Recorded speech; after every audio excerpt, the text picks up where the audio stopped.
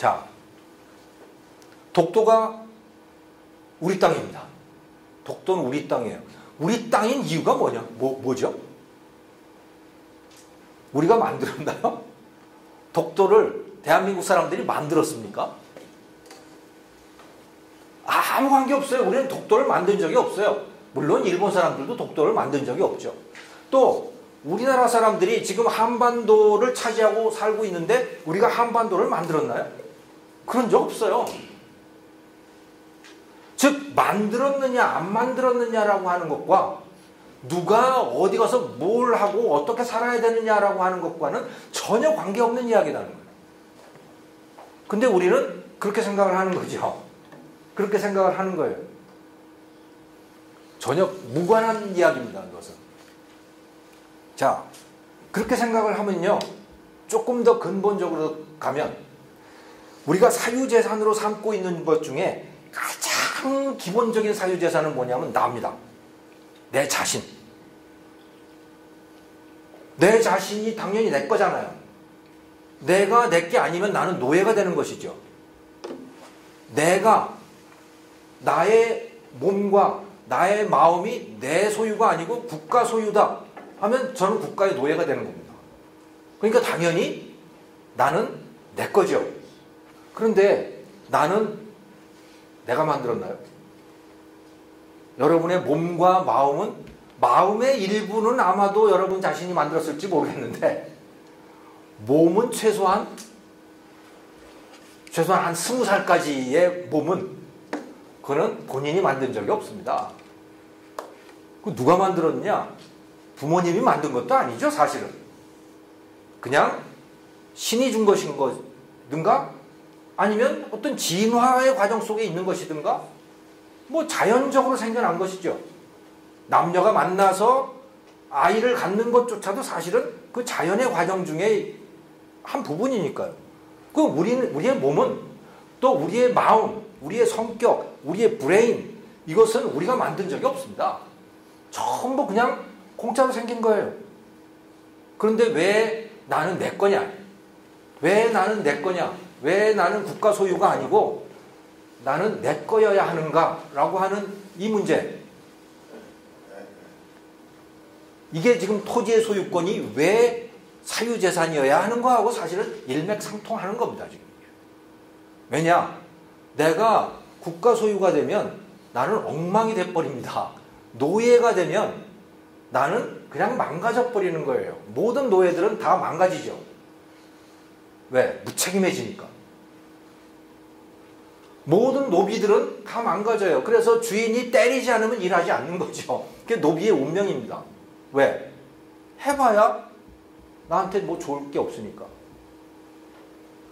자, 그래서 경제학적으로 생각을 해보면 왜 나는 내 것이어야 되느냐라고 하는 거에 대해서 그래야 내가 갖고 태어난 나의 잠재력을 최대한 발휘할 수 있기 때문에 라고 이야기할 수 있는 거예요. 경제학적으로 보면 그렇다는 겁니다. 깊은 철학적으로 보면 얘기가 좀 달라질 수 있을 거예요. 어쨌든 간에 철학도 나는 내 거라고 얘기를 하겠죠. 나를 국가 것이라고 얘기하는 사람은 아마 거의 없을 겁니다. 존 롤스 같은 경우에는 그런 이야기를 해요. 정의론을 쓴 그 사람은 내가 버는 것의 상당 부분은 그중에 특별히 많은 돈을 벌었을 그런 부분에 대해서는 그건 국가가 가져가야 돼. 이런 이야기를 해요. 정의론을 쓴 그 사람은. 저는 절대 반대입니다만은. 근데 기본적으로 나는 내 거다. 각자의 몸과 마음은 각자의 것이다라고 하는 것에 대부분이 동의할 거예요. 그거는 왜냐?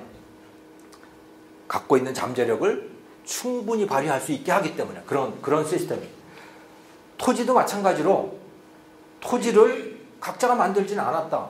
하지만 거기에 주인이 분명할 때 그 토지가 갖고 있는 잠재력이 충분히 발휘가 된다는 거죠. 그것을 국가가 소유하거나 또는 무책임하게 소유가 없는 상태로 만들어버리면 그 토지도 낭비되어 버리고 만다라고 하는 그런 말씀입니다.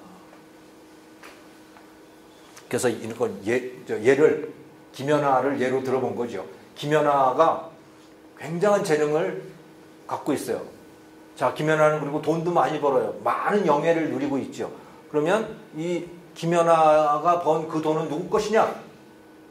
김연아 거냐? 아니면 국가 것이어야 하느냐? 저는 많은 경우에 뭐 김연아 것이어야 된다고 봐요. 그런데 그러면 김연아가 자기 재능을 김연아가 지가 만들었냐? 글쎄요. 뭐 열심히 노력은 했지만 김연아 재능의 한 80%는 다 타고난 걸걸요.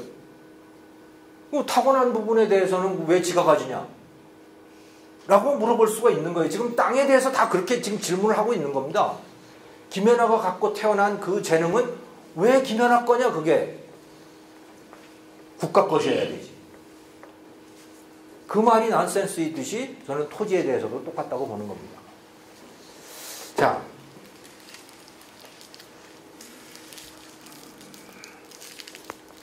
이거는 지금 한 예로 국유지가 무단 점유되고 있는 그런 사례들을 지금 쭉 보여주고 있는데, 국유지 중에 무단 점유되고 있는 것들이 굉장히 많아요. 별로 관리도 안 되는 겁니다. 왜? 뭐 별로 관심들이 없기 때문인 거죠.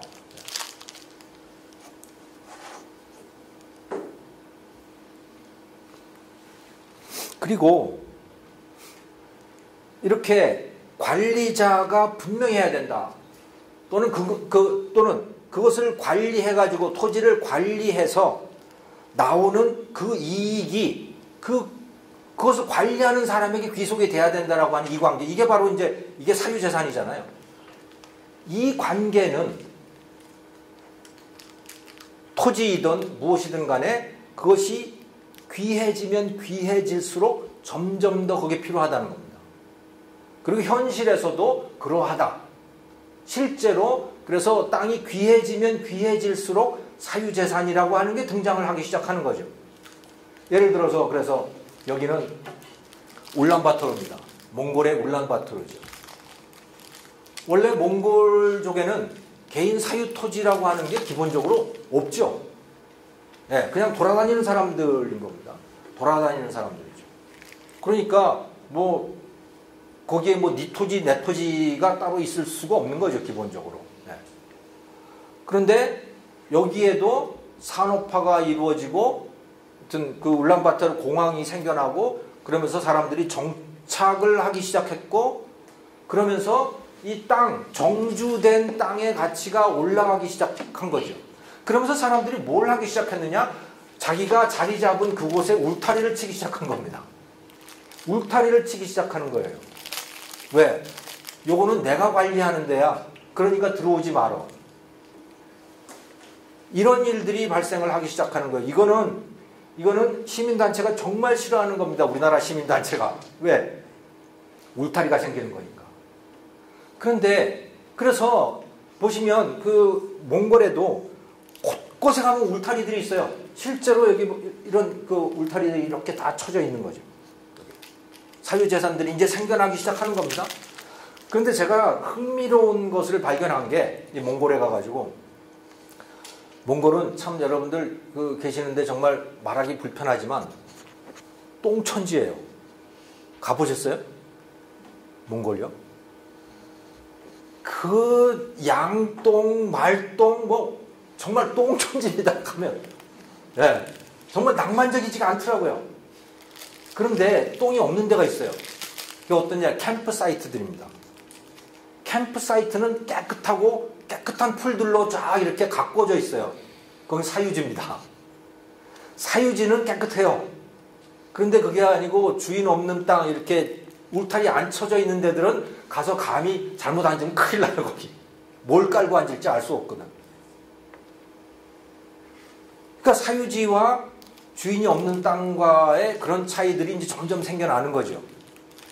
그러면서 도시라고 하는 게 이렇게 형성되어 가기 시작한다 라고 하는 겁니다. 그래서 땅의 가치 또는 무언가를 관리할 필요성, 뭔가를 관리해서 나오는 이익이 생기는 거예요. 관리하지 않는 것과 관리하는 것 간의 차이가 상당히 벌어지게 되잖아요. 그러면 관리의 이익이 생겨나는 거예요. 그 관리의 이익을 누군가 가져가야 되는 거죠. 그래야 관리를 할 거 아닙니까? 이게 사유재산인 거예요. 자연스럽게 사유재산들이 등장을 하기 시작한다. 네. 그래서 부족해질수록 사유화가 필요한 거죠. 부족하지 않으면 사유재산으로 삼지 않아도 상관없어요. 그냥 예를 들어 공기 전혀 부족하지 않잖아요. 뭐 그냥 널려 있는 거죠. 이런 공기는 굳이 사유재산으로 삼아야 될 이유도 없는 겁니다. 물은 어때요? 물은 사유재산으로 삼아야 할 때가 많죠. 깨끗한 물, 먹는 물. 그냥 강물에 흘러가는 물이 아니고 먹는 물. 왜? 사유재산으로 삼아야 누군가 돈을 내고 먹어야 깨끗한 물을 만들어내더라라고.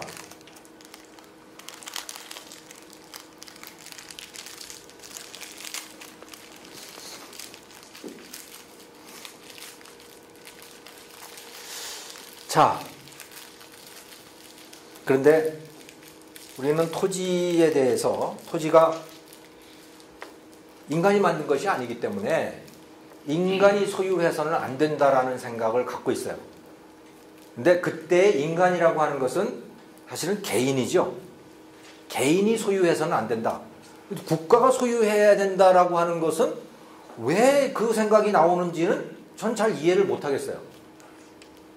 국가도 인간의 모임인데 아무튼 국가는 소유해도 괜찮은 거예요. 이 사람들의 생각에는. 예. 국가도 인간이 소유, 사실은 땅을 국가가 만든 것도 아니잖아요.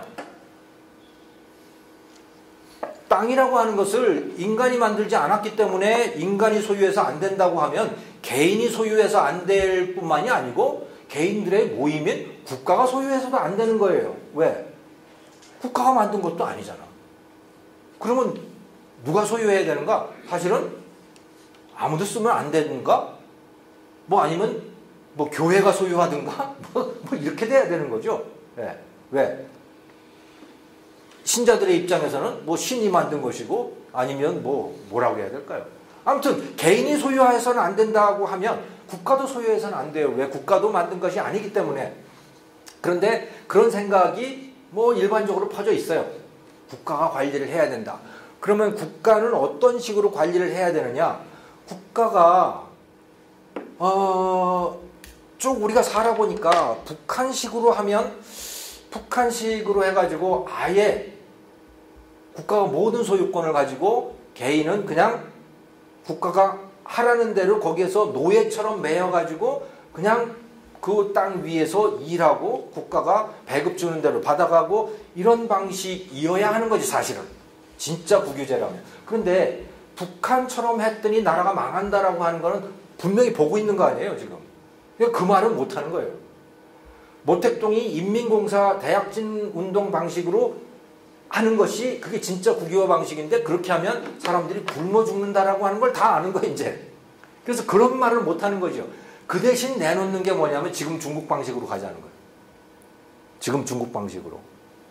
왜? 중국은 꽤 발전하고 있잖아. 그러면 중국 방식은 뭐냐?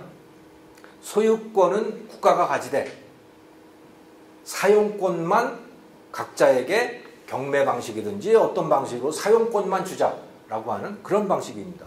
그래서 추미애 같은 경우에 추미애 의원 같은 사람도 그런 얘기를 하고 있는 거예요. 그래서 여기 보면 헨리 조지라는 사람이 나오죠.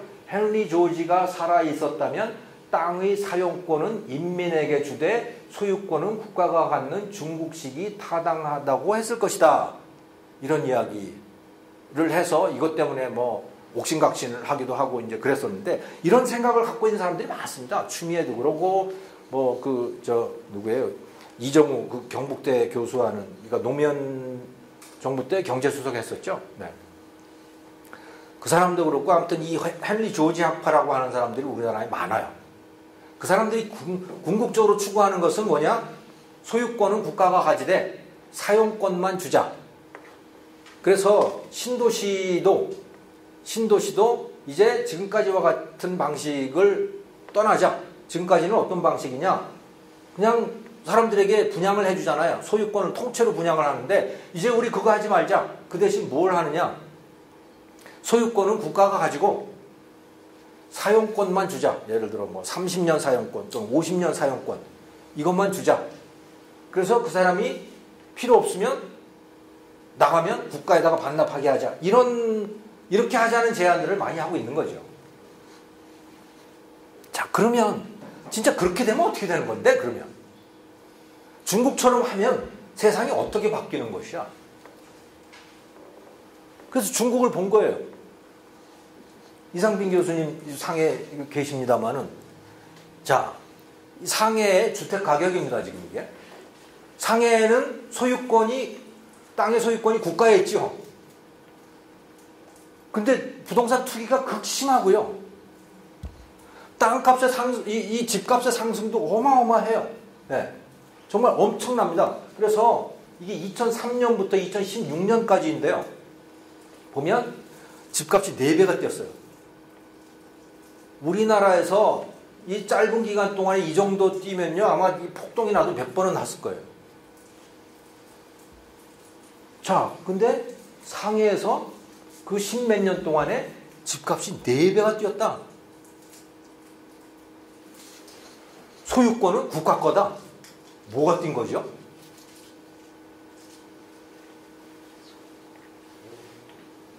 다 국가 소유인데 뭐가 뛰었다는 거죠?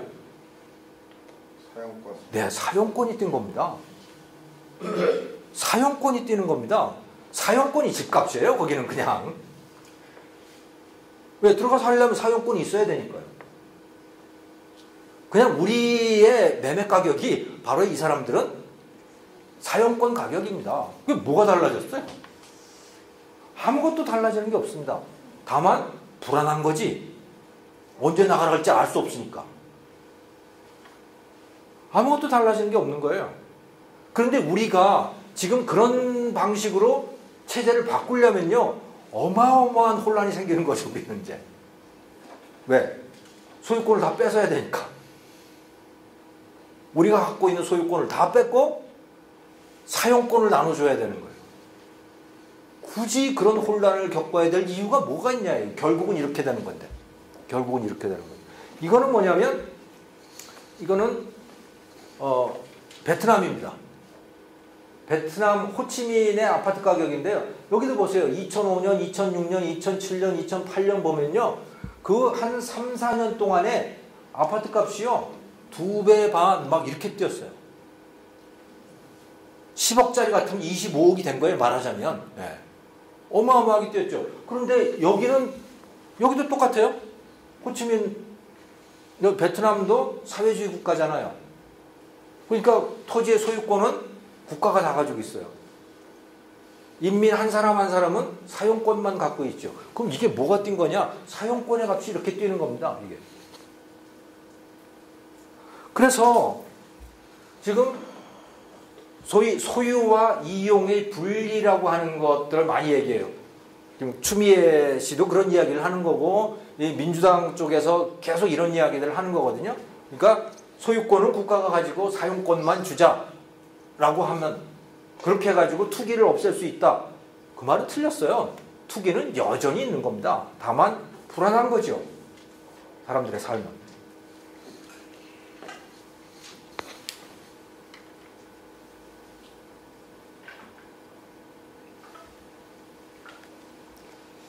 자, 그래서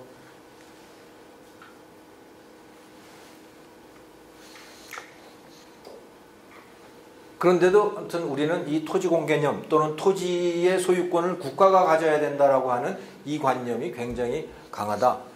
이거 다른 나라들은 어떠한가? 이것은 이제 제가 아까 말씀을 드렸잖아요. 이 헌법에 다른 나라 헌법들을 쭉 살펴봤을 때 이 토지 공개념, 토지 소유권 제한과 관련된 그런 조항을 헌법에 포함하고 있는가 안 있는가라고 하는 것을 쭉 이제 몇 나라들을 예를 들어서 이렇게 제시를 하고 있는 겁니다. 그래서 이게 토지 소유권 제한, 국유화 이런 조항들을 갖고 있는 나라, 대한민국은 있고요. 그다음에 영미권 국가들, 미국, 영국, 캐나다, 호주 이런 나라들은 대부분 다 없는데, 이 뉴질랜드는 이 마오리족의 토지 소유권과 관련해서는 헌법에다 규정을 해놓고 있어요. 그 원주민 마오리족과 관련된 그런 부분들. 그 다음에 북유럽 국가들, 네덜란드, 덴마크, 스웨덴, 핀란드, 노르웨이 이런 데는 헌법에 토지와 관련된 언급이 전혀 없습니다. 일반적인 재산권 조항만 그냥 가지고 있는 거죠. 그 다음에 이거는 남유럽 국가들을 보면 있죠. 아까 말씀드렸죠. 이태리, 그리스, 포르투갈, 스페인 이런 나라. 여기는 아니군요. 이태리, 그리스, 포르투갈 이 나라들이 갖고 있고 중남미 국가들은 다 거의 다 있어요. 그래서 브라질, 아르헨티나, 베네수엘라, 페루 이런 나라들은 토지 소유권 제한 조항을 가지고 있어요. 아시아도 대부분 갖고 있습니다. 대만, 필리핀, 인도, 인도네시아. 아프리카, 에티오피아, 또 짐바브웨, 나이지리아 이런 나라들도 토지 소유권에 관한 그런 조항을 갖고 있죠. 우리가 보통은 담고 싶어하는 나라들, 북유럽 국가들을 우리는 담고 싶어하죠. 그 나라는 하나도 그런 것들을 갖고 있지 않아요. 네.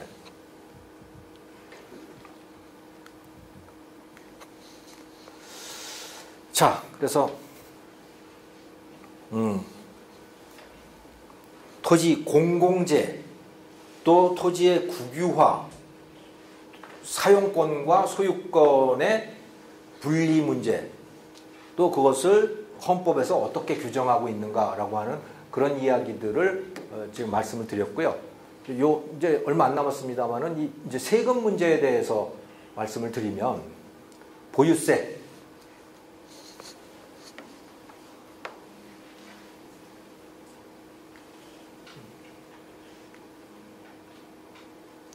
자, 우리나라는 이렇게 생각하는 경향이 있습니다. 한국은 그러니까 재산세 부담이 너무 작기 때문에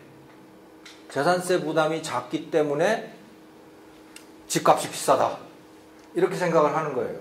사실은 그게 아니고 우리의 집값이 비싼 이유는 땅을 다 묶어놓고 쓰지 않기 때문에 비싼 겁니다.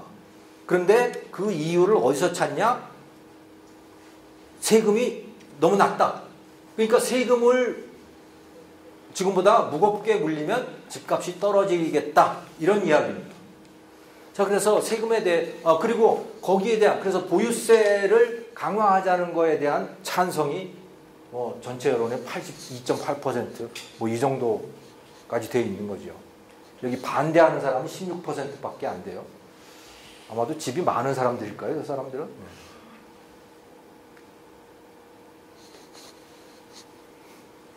그래서 우리나라가 과연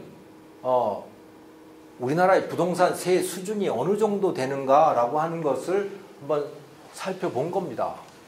자, 부동산에 부과되는 세금, 부동산 거래세, 보유세를 합쳐서 부동산에 부과되는 세금이 전체 세금 중에 몇 %를 차지하고 있는가라고 하는 것을 지금 본 거예요.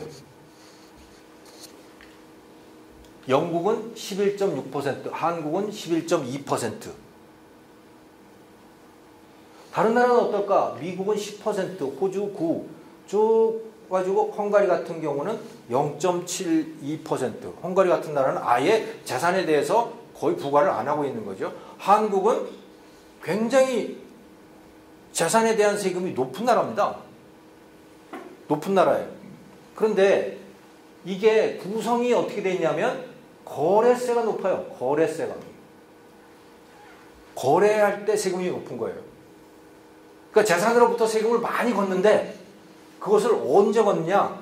취득세 이런 걸로 걷는 거예요. 취득세. 그래서 거래세 7.9 세계에서 가장 높은 수준입니다. 재산에 대해서 부과하는데 재산 거래에 부과를 합니다. 아일랜드 뭐 쭉 이렇게 되어 있고요. 자, 근데 보유세는 어떠냐? 보유세는 우리가 상당히 낮은 편이죠. 지금 우리는 요걸 가지고 이야기를 하는 거예요. 보유세는 미국 같은 경우는 10%, 우리는 한 3% 정도 돼요. 그리고 재산 가치에 대해서 생각을 해보면 미국은 재산 가치의 자기 집값의 1% 정도 됩니다. 우리는 한 0.2 내지 0.3%예요. 그러니까 예를 들어 아파트 5억짜리 아파트를 갖고 있다면 5억짜리 아파트를 소유하고 있다. 그러면 미국 사람들은 거기에 대해서 매년 재산세를 얼마 내느냐? 500만 원 내지 600만 원 냅니다. 우리는 재산세를 100만 원에서 150만 원 정도 낸다고 보시면 돼요. 그러니까 보유하고 있는 상태에서 내는 세금은 한국이 미국에 비해서 훨씬 적어요. 그런데 거래할 때 내는 세금은 한국이 굉장히 많아요. 취득세. 이거. 미국은 그런 세금을 안 내죠. 아예. 네. 자, 그렇습니다. 그래서 이 재산에 대해서 부과하는 세금은 전체를 놓고 보면 한국이 높다. 그런데 그것의 구성은 우리는 거래에 대해서 부과를 하고 미국이나 영국 이런 나라들은 보유에 대해서 부과를 하고 이 차이가 있다. 그건 분명히 그런 차이가 있다.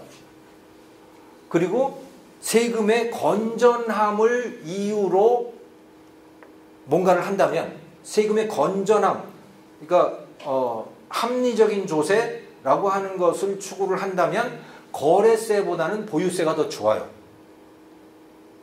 거래에다가 매기는 세금보다는 보유에다가 세금을 매겨야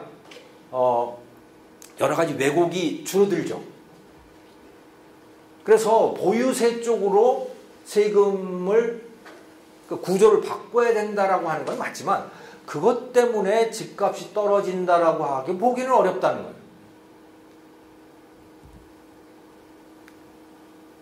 자, 이거 한번 보시면 샌프란시스코 미국입니다. 재산세 실효세율이 1.2%. 그러니까 아까 말씀드렸죠. 5억짜리 아파트라면 샌프란시스코에 5억짜리 아파트를 갖고 있다면 매년 재산세를 600만 원 냅니다.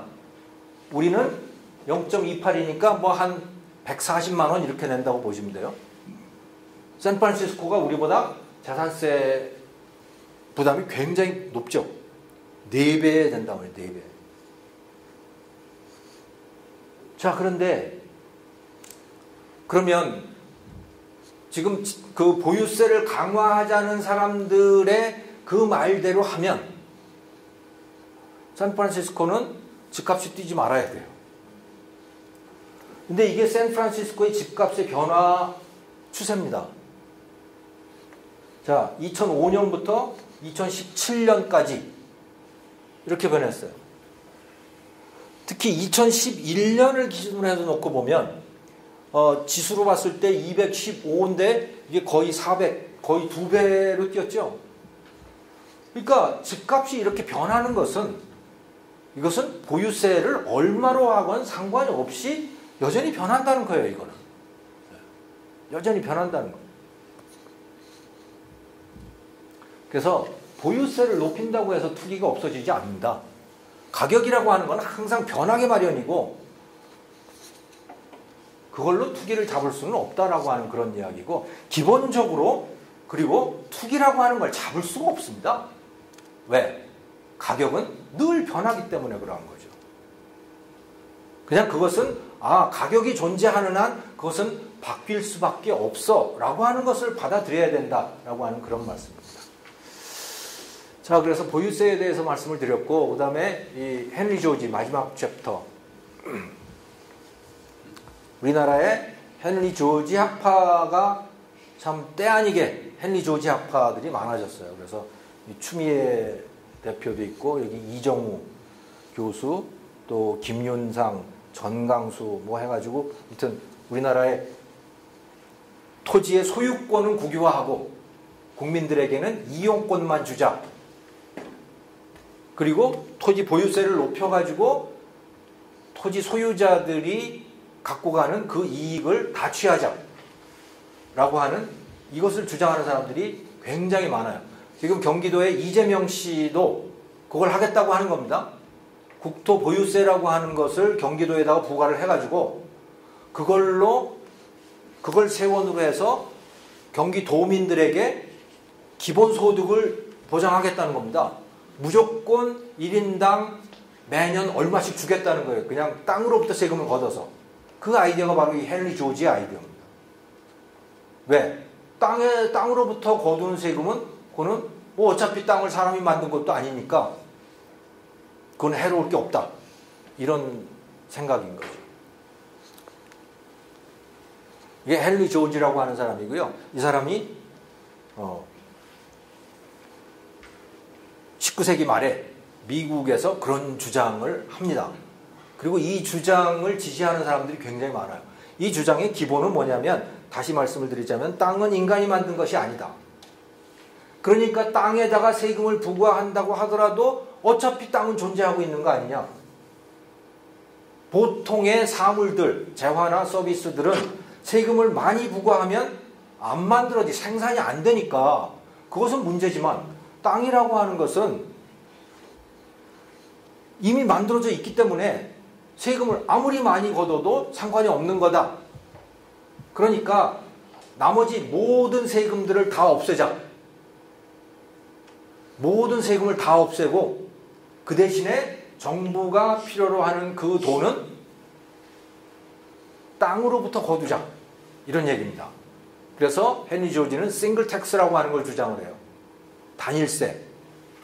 나머지 소득세, 무슨 관세, 부가가치세 뭐 다 없애고 토지에 대한 세금만 남겨두자.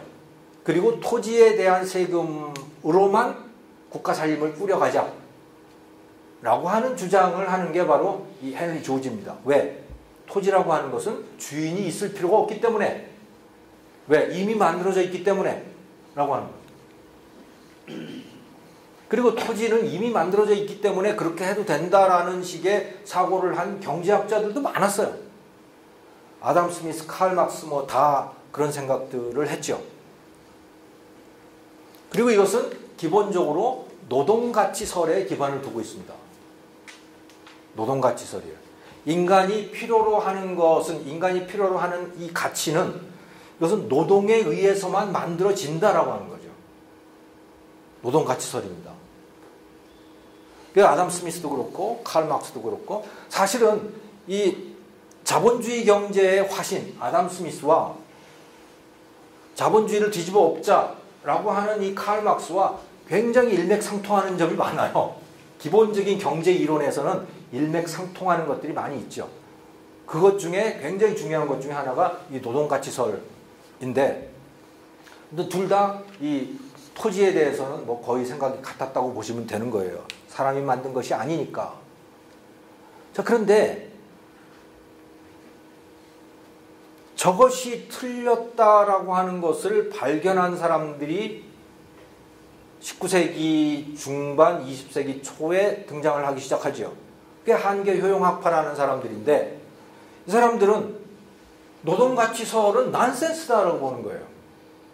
노동가치설은 난센스야. 무슨 소리냐? 노동을 해서만 노동을 투입한 것만 가치가 생기는 게 아니고 가치라고 하는 것은 노동에 의해서 생겨나는 것이 아니다. 가치는 그냥 인간이 가치 있게 생각을 하기 때문에 가치가 있는 것이지. 예를 들어서 그래서 이제 그 다이아몬드 같은 것의 사례가 나오는 겁니다. 다이아몬드가 굉장히 비싼데 그리고 사람들이 굉장히 가치 있다고 여기는데 그러면 다이아몬드는 인간이 노동을 통해서 만들었냐? 다이아몬드는 그냥 자연 상태로 만들어진 거예요. 물론 가공을 하지만 그 다이아몬드 원석 그 자체를 놓고 보면 그게 인간이 만든 게 아니라는 거죠. 기본적으로. 그런데 왜 가치를 가지냐? 그것은 인간이 그냥 귀하게 생각하기 때문에 노동을 했건 안 했건 그거하고는 무관한 것이야. 그건 기본적으로. 그렇게 생각을 하다 보니까 또 나온 게 그래도 인간이 귀하게 생각을 하더라도 그게 너무 많으면 가치가 없잖아. 귀해야지.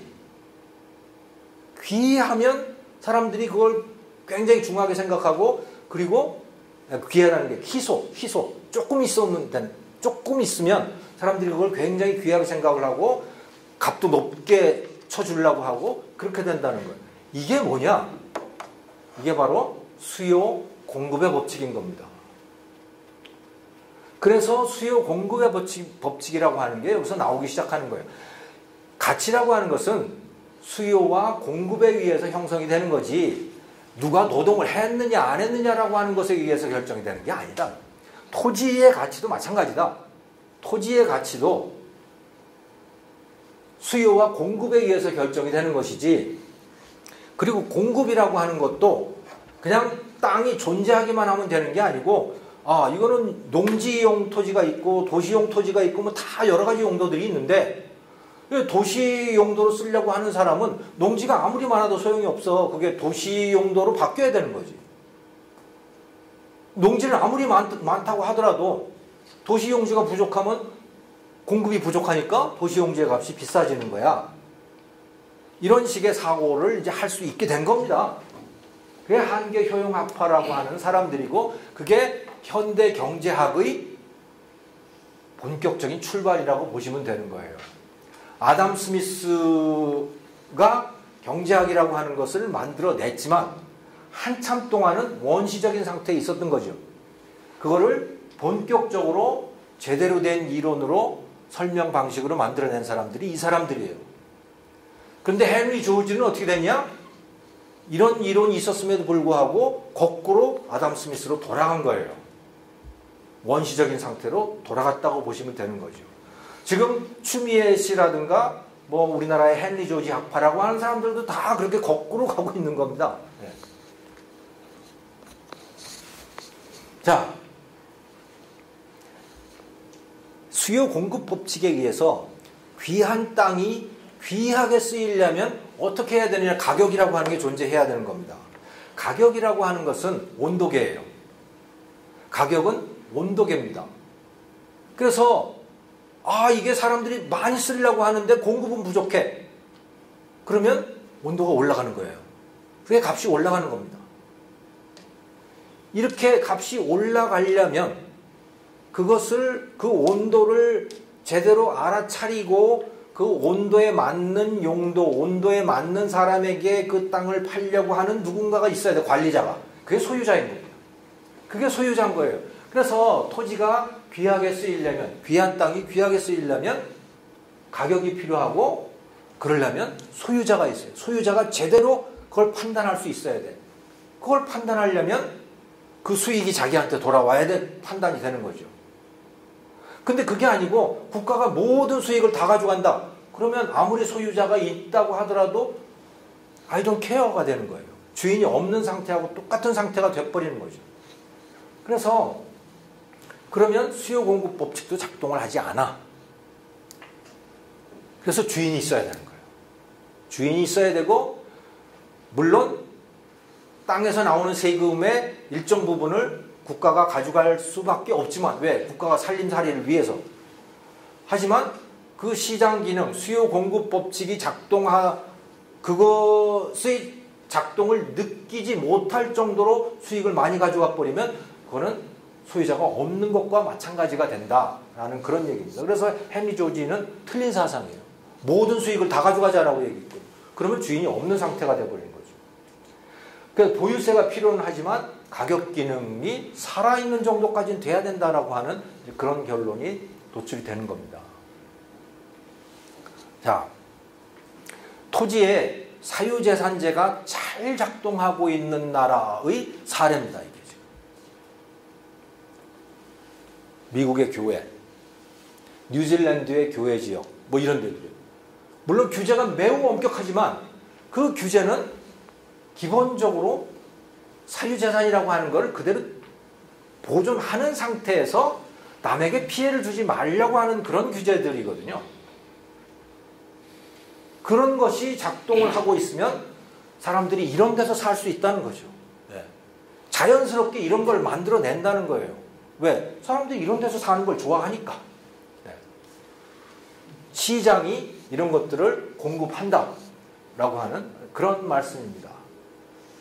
자, 그래서 제 오늘 강의는 여기서 마치는데요. 이것에 대해서 혹시